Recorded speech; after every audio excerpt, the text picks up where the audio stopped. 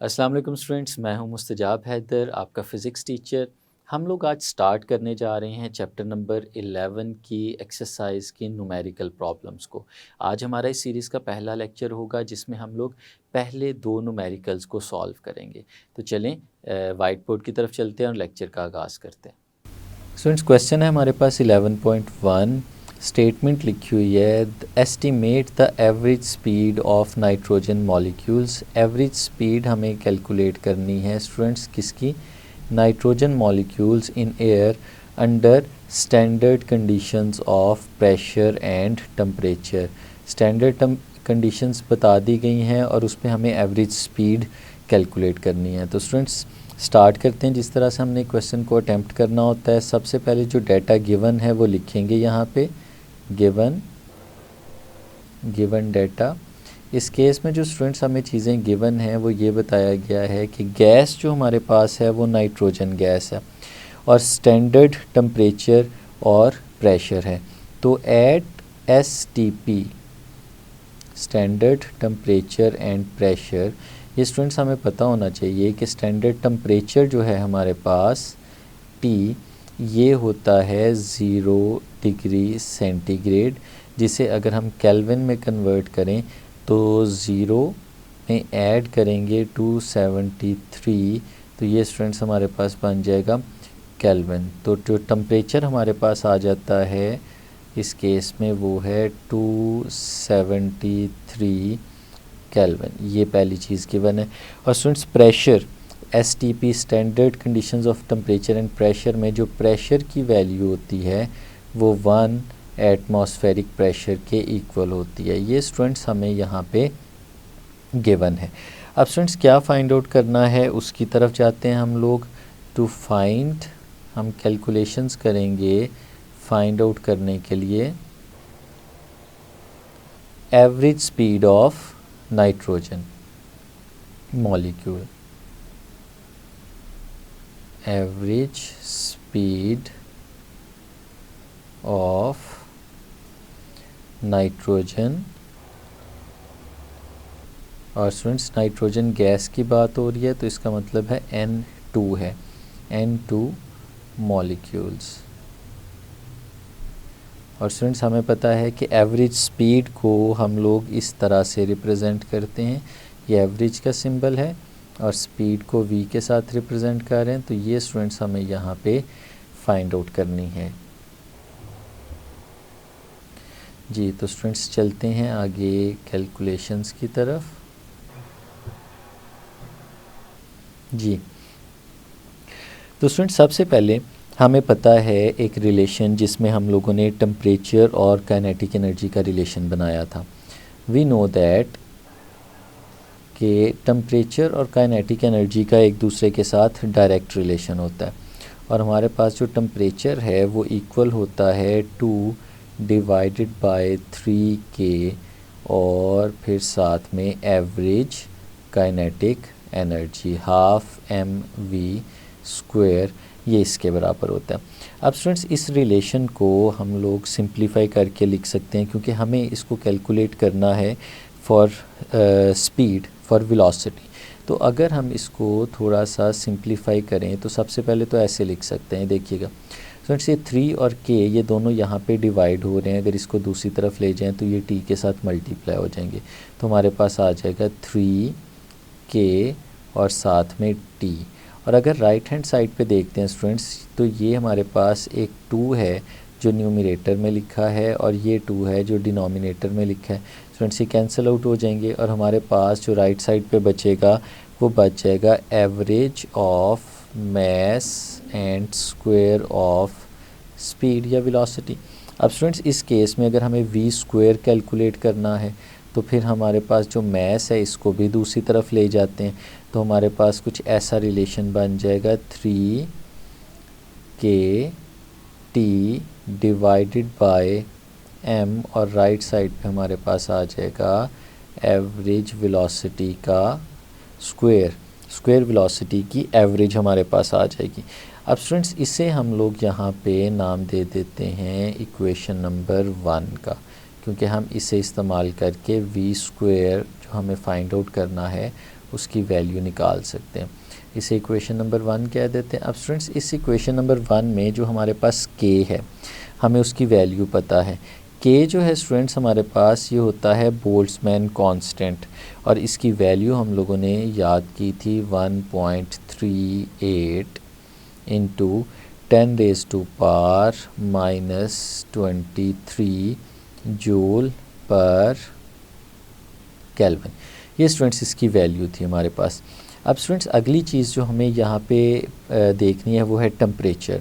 तो स्टूडेंट्स हमें k की वैल्यू पता है, ये देखें k की वैल्यू बोल्ट्जमैन कांस्टेंट है, टेम्परेचर हमें पता है जो कि 273 केल्विन है, लेकिन ये जो यहाँ पे मैस लिखा हुआ है हमें इस मैस की वैल्यू नहीं पता। हम अगर मैस की वैल्यू फाइंड आउट कर लें तो फिर हम इस इक्वेशन नंबर 1 में सब्सटीट्यूट करके एवरेज स्पीड जो है वो निकाल सकते हैं। तो फिर पहला टास्क हमारा यहाँ पे ये होना चाहिए कि हम किसी तरह से मैस फाइंड आउट कर लें। और मैस कैसे फाइंड आउट किया जा सकता है स्टूडेंट्स, हमें रिलेशन पता है। यहाँ पे हम लोग लिखते हैं वी नो दैट कि जो रिलेशन है बेसिकली हमारे पास मैस का in terms of Avogadro's number. तो हमने पढ़ा हुआ है कि मैस जो है वो रेशो होती है मॉलिक्यूलर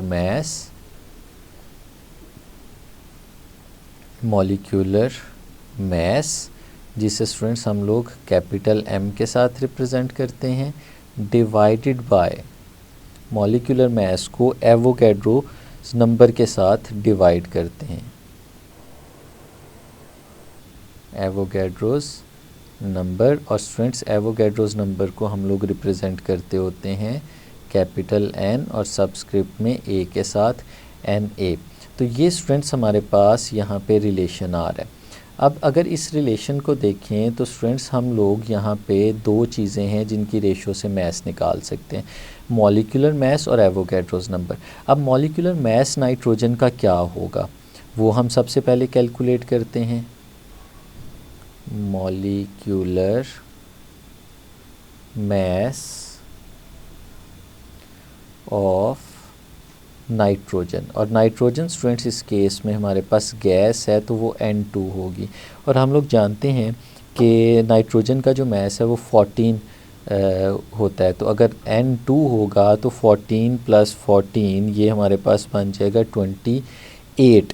तो स्टूडेंट्स इस केस में जो हमारे पास मैस बनेगा वो आ जाएगा 28 ग्राम्स पर मोल, या फिर स्टूडेंट्स हम इसे किलोग्राम में भी लिख सकते हैं। किस तरह से 28 इंटू 10⁻³ किलोग्राम्स। और फिर स्टूडेंट्स हमारे पास Na की जो वैल्यू है वो भी पता होती है हमें। ऑल्सो Na स्टूडेंट्स ये किसके बराबर होता है, हम लोग जानते हैं ये इक्वल होता है 6.022 इंटू 10⁻23 मॉलिक्यूल्स, इसके बराबर होता है स्टूडेंट्स। तो फिर स्टूडेंट्स हम लोग इस वैल्यू को सब्सटीट्यूट कर सकते हैं मैस फाइंड आउट करने के लिए। नाउ जो हमारे पास मैस आएगा जिसे स्मॉल m के साथ रिप्रेजेंट कर रहे हैं, किसके इक्वल है, molecular mass capital M divided by Na Avogadro's number. तो स्टूडेंट्स मैस हम लोगों ने देखा 28 इंटू 10⁻³ और फिर इसे डिवाइड करेंगे हम एवोगैड्रोस नंबर के साथ जो कि है 6.022 इंटू 10⁻23। और फिर जब इसकी रेशो हम लोग यहाँ पे फाइंड आउट करते हैं तो हमारे पास मैस आ जाता है, जो इस केस में स्टूडेंट्स हमारे पास आ रहा है 4.65 इंटू 10⁻26 किलोग्राम। ये स्टूडेंट्स हमारे पास यहाँ पे मैस आ गया। अब इस मैस को हम लोग यूज़ कर सकते हैं, यही एक अननोन एंटिटी थी हमारे पास इक्वेशन नंबर 1 के अंदर, तो हम इसको वहाँ पे सब्सटीट्यूट करते हैं। Put values in equation number 1। तो इक्वेशन नंबर 1 में जब वैल्यूज़ लगाएंगे तो v² की जो एवरेज हमारे पास आ रही है वो आ जाएगी 3 इंटू के, और के जो है स्टूडेंट्स हमारे पास हमने याद किया हुआ है 1.38 बोल्ट्जमैन कांस्टेंट इंटू 10⁻⁻23, और फिर स्टूडेंट्स इसे मल्टीप्लाई करना है टेम्परेचर के साथ, और जो टेम्परेचर की वैल्यू है हमारे पास वो है 273, और इस पूरे फैक्टर को हम लोग डिवाइड करेंगे यहाँ पे मैस के साथ जो हम लोगों ने अभी फाइंड आउट कर लिया, जिसकी वैल्यू है 4.65 इंटू 10⁻⁻26। तो फिर स्टूडेंट्स अगर हम इसे कैलकुलेटर से सॉल्व करते हैं तो वी स्क्वायर की जो एवरेज आती है यहाँ पे हमारे पास, वो स्टूडेंट्स आ जाएगी 2.43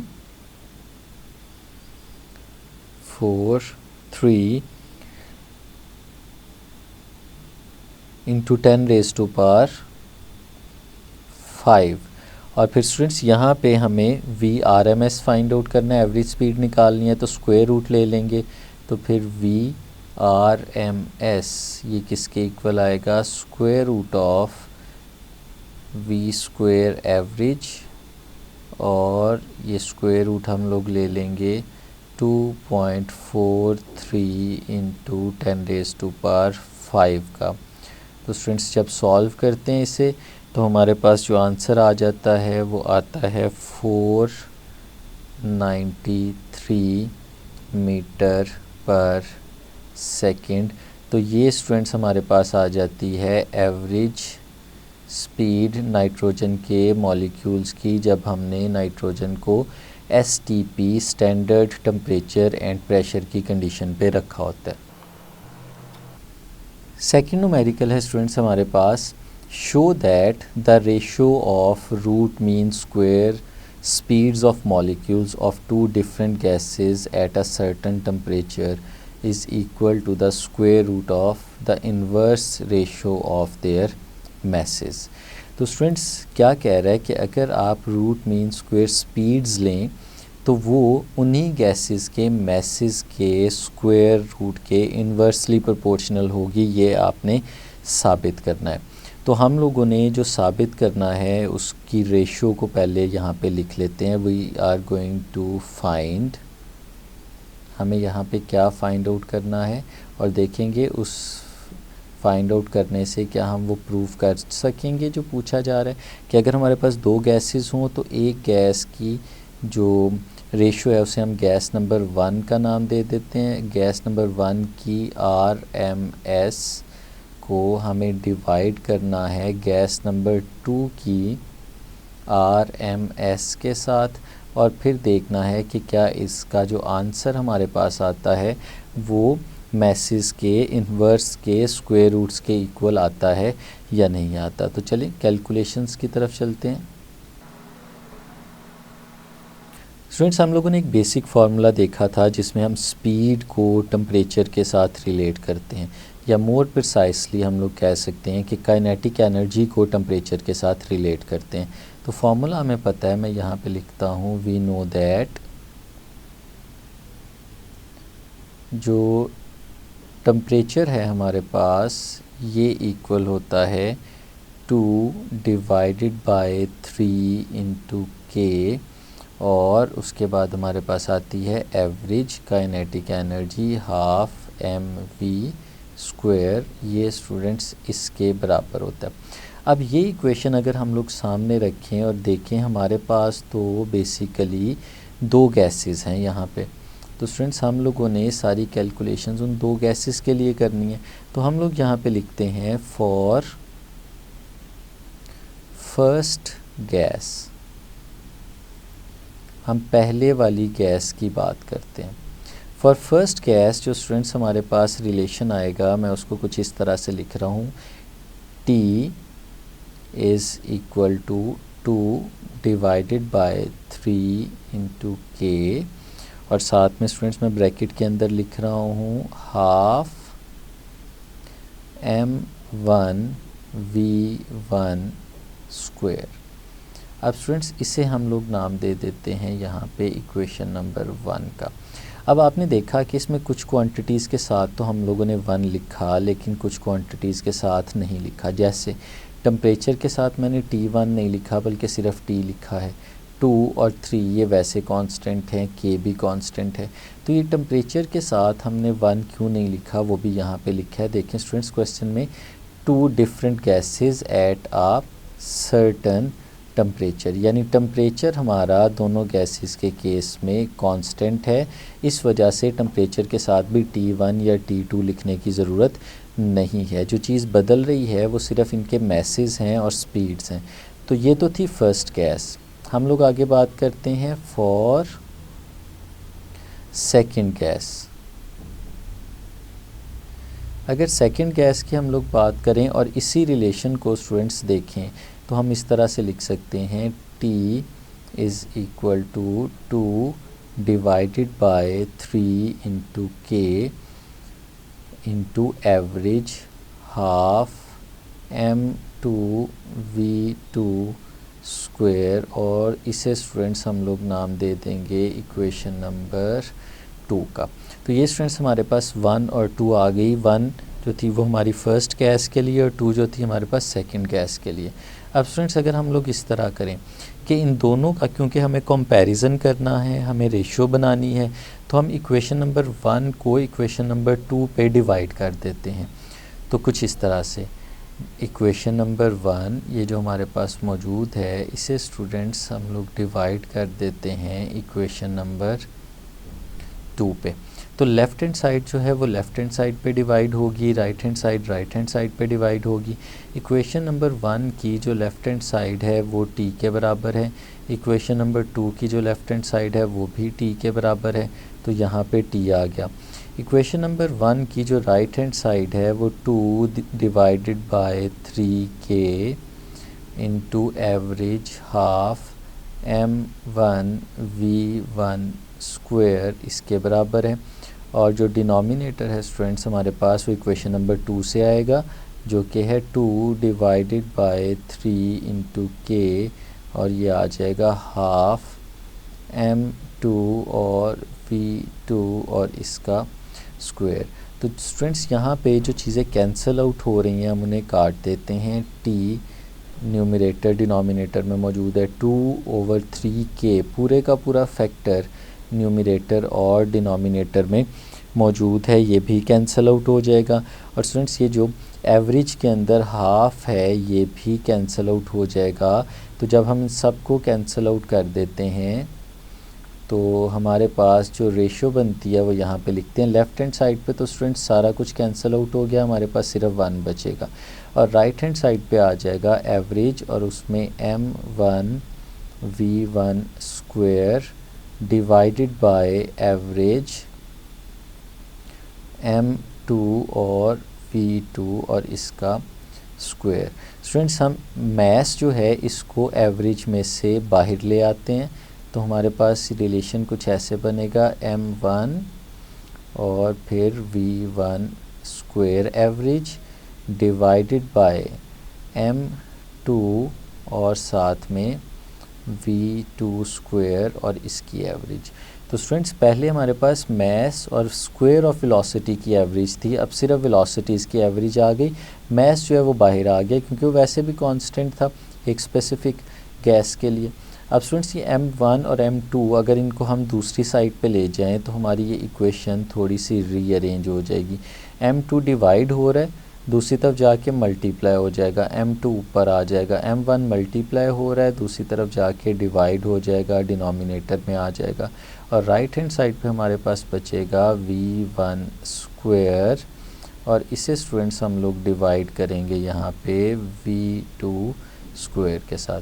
अब स्टूडेंट्स हमें क्योंकि रूट मीन स्क्वायर निकालना है तो हम क्यों ना इस इक्वेशन का दोनों साइड पे स्क्वायर रूट ले लें। तो हमारे पास स्टूडेंट्स कुछ ऐसे आ जाएगा M2 डिवाइडेड बाय M1, दोनों का स्टूडेंट्स हम लोगों ने यहाँ पे स्क्वायर रूट ले लिया। और जो राइट साइड है वहाँ पे भी जब हम स्क्वायर रूट लेंगे तो हमारे पास आएगा V1 स्क्वायर इसकी एवरेज और V2 स्क्वायर और इसकी एवरेज। तो स्टूडेंट्स अल्टीमेटली हमारा जो राइट हैंड साइड है, अगर हम उसे रीअरेंज करके लेफ़्ट हैंड साइड पे लिखते हैं तो हम ऐसे भी लिख सकते हैं कि राइट हैंड साइड पे हमारे पास आ गया V1 और इसका RMS, क्योंकि स्टूडेंट्स स्क्वायर की एवरेज थी, जब उसका स्क्वायर रूट लेंगे तो रूट मीन स्क्वायर आ जाएगा। इसी तरह से जो डिनोमिनेटर है वो हमारे पास आ जाएगा V2 RMS, और ये स्टूडेंट्स किसके इक्वल आ गया, तो ये स्टूडेंट्स हमारे पास आ गया M2/M1, और यही हमें प्रूव करना था। अगर स्टेटमेंट को देखें तो क्या लिखा हुआ था, show that the ratio of root mean square speeds of molecule, ये रेशो हमने निकाल ली, root mean square speeds of molecules of two different gases at a certain temperature, और दोनों गैसेस का टेम्परेचर सेम है, is equal to the square root of the inverse ratios of their masses. Square root of the inverse ratios आ रहा है, देखिए V1 है तो इसका मैथ जो है वो डिनोमिनेटर में आ रहा है, इसका मतलब है V1 RMS का M1 के साथ इन्वर्स रिलेशन है। इसी तरह V2 RMS का M2 के साथ इन्वर्स रिलेशन है, क्योंकि एक न्यूमरेटर में है और दूसरा डिनोमिनेटर में है। तो स्टूडेंट्स ये हम लोगों ने प्रूव कर ली वही स्टेटमेंट जो हमें कही गई थी। तो ये था स्टूडेंट्स हमारा आज का लेक्चर, जिसमें हम लोगों ने पहली 2 न्यूमेरिकल प्रॉब्लम्स को सॉल्व किया चैप्टर नंबर 11 की एक्सरसाइज की। उम्मीद है आपको अच्छे से समझ आई होगी। इजाज़त दीजिए, अल्लाह हाफिज़।